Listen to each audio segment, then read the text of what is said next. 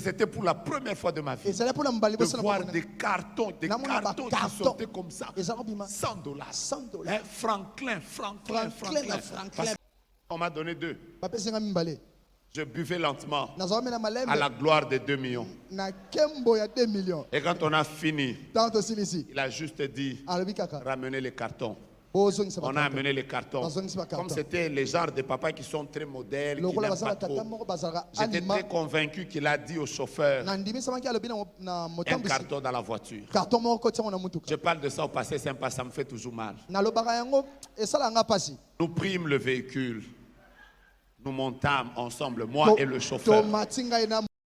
Et les dollars ont des noms. Il y a Jackson, il y a Hamilton, mais là c'était Franklin. J'ai dit qui? Alors les Franklin étaient en dessous. Après il m'a demandé de prier pour ça. Chaque fois que je dis cette main, ça me fait mal, même maintenant. Je me suis mis à genoux. J'ai parlé en langue. Ce jour-là, c'était un gaspillage de parler en langue. Je me suis mis à genoux, j'ai fait même ricacaka. Oh, béni Seigneur. Mais dans ma tête, je me disais, oh Dieu, tu es merveilleux. Le Dieu qui prend le pauvre de la poussière, l'intelligent du fumier, qui le fait asseoir avec les grands. Mais dans mon cœur, j'adorais. Je n'adorais pas seulement Dieu. J'adorais aussi Dieu pour les choses qui vont venir après ma prière de parler en langue. Et quand j'ai terminé, il a dit à sa femme, prophète, tu prends quoi? J'ai dit, je peux prendre une bouteille de Fanta, ça me suffit. Il a dit 2. On m'a donné 2. Je buvais lentement à la gloire de 2 millions. Et quand on a fini, il a juste dit ramenez les cartons. On a amené les cartons. Comme c'était les genres de papas qui sont très modèles, qui n'aiment pas trop. J'étais très convaincu qu'il a dit au chauffeur un carton dans la voiture. Je parle de ça au passé sympa, ça me fait toujours mal. Nous prîmes le véhicule. Nous montâmes ensemble, moi et le chauffeur. Nous quittâmes ma campagne. Nous montâmes. C'était quoi encore? Palais de marbre. Nous tournâmes. Nous arrivâmes à Delvaux. Après, il entra sur mon avenue. Je ne lui parlais pas beaucoup. Parce que je me disais, je me disais, si je le parle trop, j'étais seulement en train de parler un peu. Il me déposa. J'ai hésité un peu de descendre. Oui, ça va. Une manière de lui dire, papa. Après, je suis entré dans ma parcelle. Et on ne me donna rien. Sérieux. Même pas $100. Après, je suis entré. J'ai commencé à faire des déclarations comme toujours. De toutes les façons, tu es mon repos. Tu es mon repos. Tu es au contrôle. Après, on m'a rien donné. J'ai pleuré. J'ai fait mon deuil. Mais je vais vous dire la vérité, c'est le genre de papa. Maintenant, même quand il m'appelle, la prophète, j'ai besoin de toi pour la prière. J'hésite quand même parce que. 2 millions, que d'autres le prennent en charge. Moi, je l'avais pris en charge à ce moment-là. Un autre jour, je rencontre une dame. Je l'ai prophétisé. Et cette dame, je vous rappelle une histoire d'il y a 15 ans.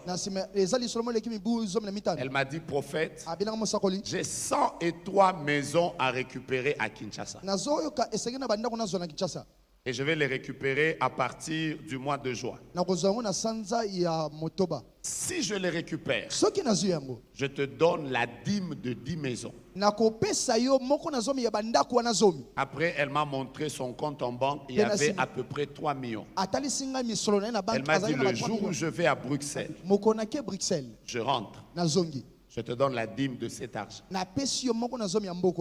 Elle a même décidé d'être mon chauffeur le jour de mon mariage. Elle m'a conduit. C'était les genres de femmes, même quand je tousse un peu. Elle dit, prophète, c'est quoi? Tu as besoin de quelque chose? Elle me fait des choses.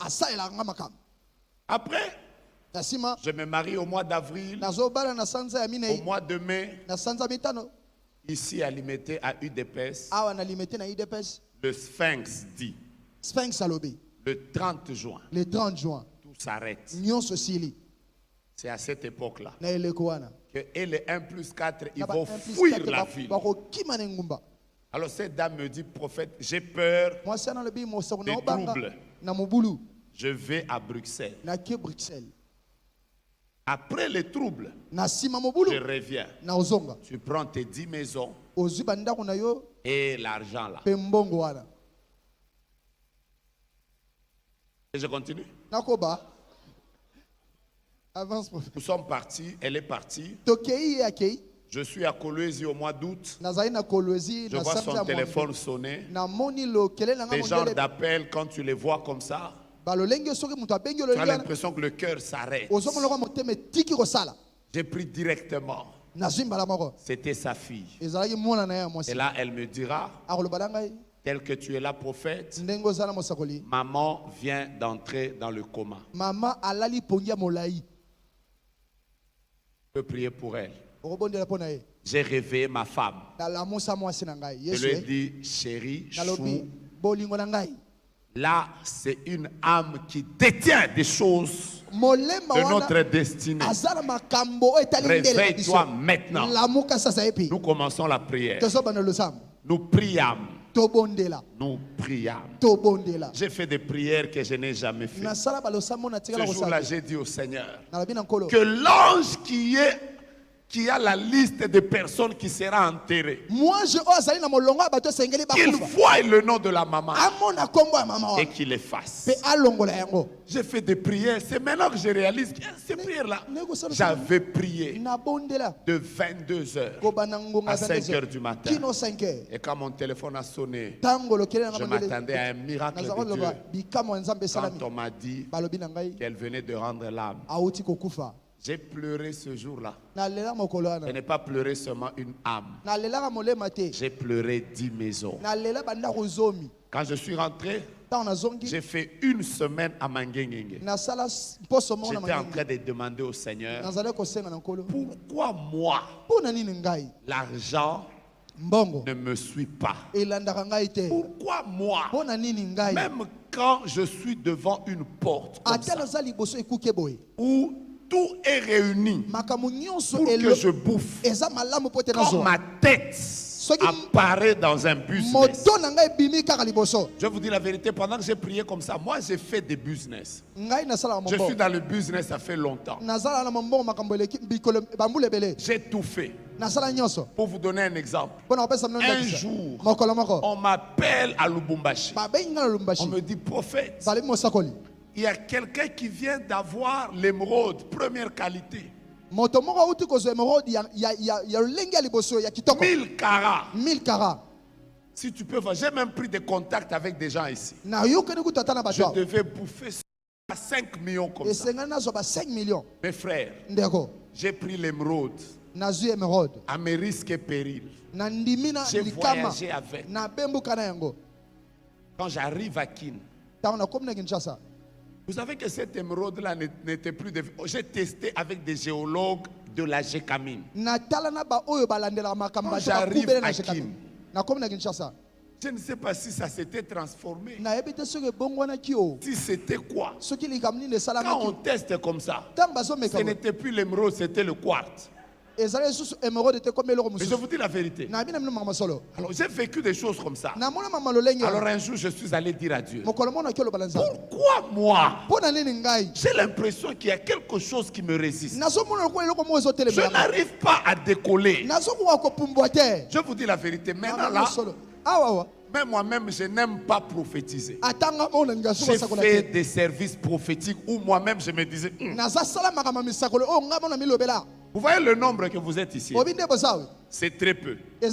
Si prophète Ken vient ici, il va vous dire que prophète Joe Grace a déjà prophétisé sur 5000 personnes en leur donnant leur nom et leurs adresses. J'avais commencé comme ça. 1, 2, 3, 4, jusqu'au bout là. Alors tout le monde me disait, tu vois comment? Mais la pauvreté qui m'accompagnait ne ressemblait pas à mon oncle. Et un jour Dieu m'a dit, la terre est stérile pour toi. J'ai déjà commencé mon message. Quand une terre est stérile, tu ne peux rien produire. J'ai commencé par vous parler des terres qui vomissent. Je vous ai parlé des terres qui dévorent. Maintenant, je vous parle des terres stériles.